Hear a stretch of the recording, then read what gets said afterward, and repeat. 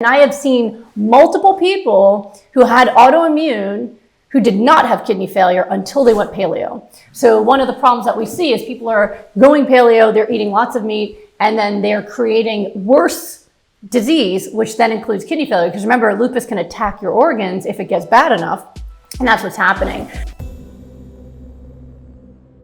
The paleo diet is a recent, I'm calling it a fad.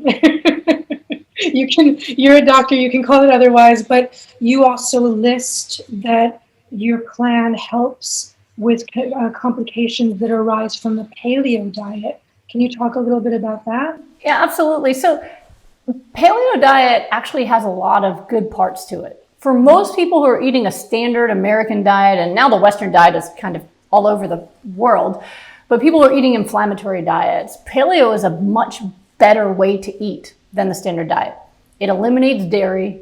It takes people off processed foods, right? And they tell them to eat a lot of vegetables. Not everybody follows that, but it tells them to eat a lot of vegetables. These are all really good things. And a lot of people feel dramatically better when they eliminate processed foods and dairy and start eating a lot of vegetables. Now, part of what paleo also has, though, is meat. Now, in it, they say to use free range because that's less inflammatory. It's less inflammatory, but it's still inflammatory, which is true. But what I've seen is the results people get are very variable. One, it's based on what you did before. So I saw someone who with plant-based diet who was still sick. They just needed hypernourishment. And their doctor said, oh, it's because you don't eat meat. Then they added meat, ended up in the hospital because that made them sicker, right? So adding meat only makes you worse, not better, but they don't know that. They just say, oh, here's the ingredients, use these.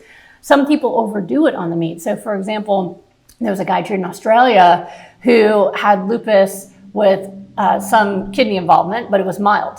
And then he looked online and he found paleo and he goes, great, I love firing up my barbecue and having meat. So he was eating meat all day long, went into full kidney failure, just really bad, 20% function left, and it was because of the meat. We know actually in the medical world, the research has been established that animal protein causes damage to kidneys. So anybody who has any kind of kidney problem should be avoiding meat like the plague. And unfortunately, what they've said in the medical world, they're always, I don't know, when they're making their conclusions, they try not to piss anybody off, I guess. So the research showed, for example, that when somebody with kidney impairment eats animal protein, so any kind of meat, eggs, any animal protein, dairy, kidney function goes down. They measured it by GFR. It's the glomerular filtration rate goes down and creatinine goes up. It's a sign of kidney failure. So at the conclusion of the article, they said people should avoid or reduce animal protein with kidney failure. And I read that and went, kidney failure is accelerated by eating meat and eggs. Wouldn't you say don't eat meat and eggs and dairy if you have kidney failure? But avoid, and they didn't even say animal protein. They said eat a low protein diet. The recommendation at the end of the article is to eat a low protein diet. Who knows what to do with a low protein? So even the doctors don't know what that means. They tell their patients eat a low protein diet. Who knows what that means? They also did a study, and this is not fringe weird medicine like where I am. This is regular nephrology. They did another study where they tested meat and eggs versus plant protein like tofu. And they found that while animal protein reduces kidney function immediately, plant protein does not. So why would you recommend a low protein diet for people who have kidney failure? You should recommend a plant-based diet for people with kidney failure. This is what we face, right? So knowing that information, you go, oh, paleo diet, someone's already got autoimmune disease, a slight disruption in their kidney function. Now they're eating meat all day long on the paleo plan, full-blown kidney failure. And I have seen multiple people who had autoimmune who did not have kidney failure until they went paleo. So one of the problems that we see is people are going paleo, they're eating lots of meat, and then they're creating worse disease, which then includes kidney failure. Because remember, lupus can attack your organs if it gets bad enough. And that's what's happening. I've also seen people where it wasn't just kidney failure, but they ended up in the hospital with worse autoimmune disease because they were told, you know, that to add in some ghee, make sure you're having butter, you know, put butter in your coffee. Coffee, right.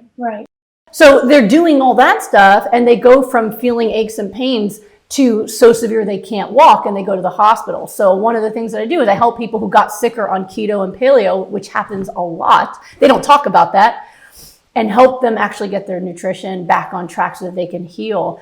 And that's the thing that doesn't happen in the plant-based world. You cannot get fully better yet because you need more nourishment. I do see a lot of plant-based people, even plant-based doctors, who when they get sick, they'll come to me because they know I understand the cellular basis of their nutrition. I can optimize their diet and fix it.